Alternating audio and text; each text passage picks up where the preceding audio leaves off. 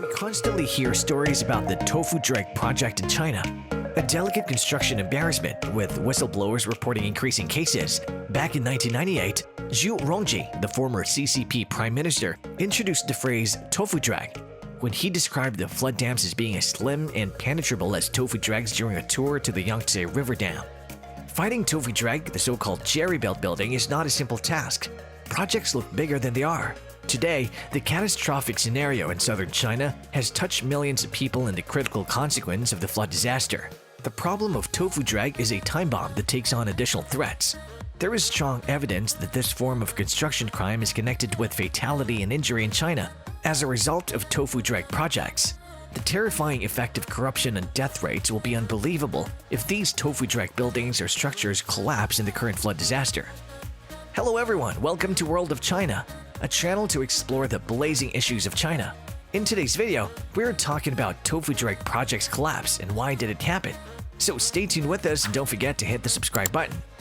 Zhu Rongji, Premier of the People's Republic of China or PRC, coined the Chinese word Tofu-dreg project in the 1990s and early 2000s. During his 1998 Zhujiang city in Jiaxing province, he used this phrase to define a defectively constructed dam.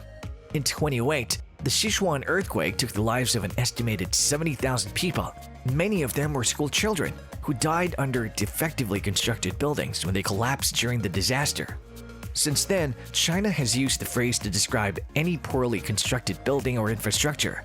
The problem of Tofu-dreg projects appears to have been rising in the years since the Sichuan earthquake, affecting building projects in China. The vulnerability of a Tofu-dreg building was recently captured by the film in Chongqing. A man could just destroy one of the concrete pillars with his bare hand. The concrete pillars were constructed as part of a safety barrier to prevent people from entering the river. Local administrators acknowledged that the bridge construction projects of 4,750,219 yen, about $680,000, began in December 2017 and ended in August 2019. They explained that the developer, the Hunan Building Group, which was set up in 1992, was involved in the construction of highways and bridges despite the use of fewer quality materials and the lack of standard work in the past.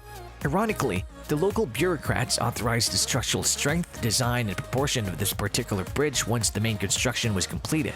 However, on both sides of the bridge, the concrete pillars have not been evaluated or scrutinized by the authorities because the railings were individually considered as accessories. Tofu structures look safe from the outside, particularly to the casual glimpse. They have all the components that one would expect to find in a structure, and often the interior is so completed that it seems safe to.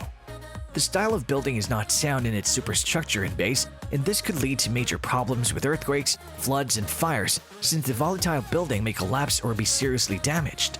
Nobody plans to build a fundamentally delicate building. Tofu structures are the product of careless buildings planned for the quickest and cheapest creation of a structure. Rapid construction typically leads to the use of poor materials and loosened inspections. With the intention of speedy construction, builders can also miss critical stages or break a safety standard, and after the building is finished, authorities may hesitate to order its demolition.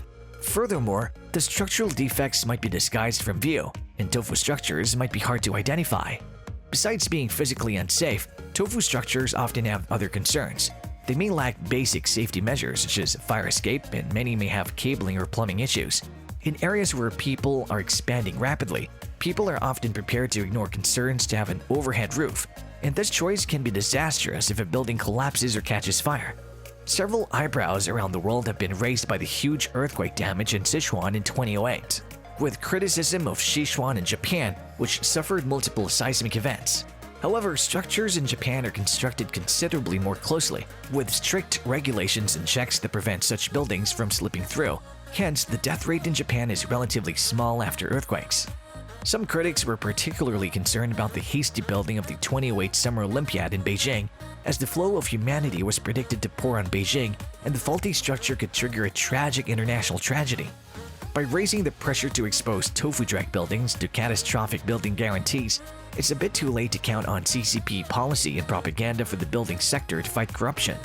The failure of the CCP to ensure public security is troubling, since corruption is attached to its authoritarianism and corruption.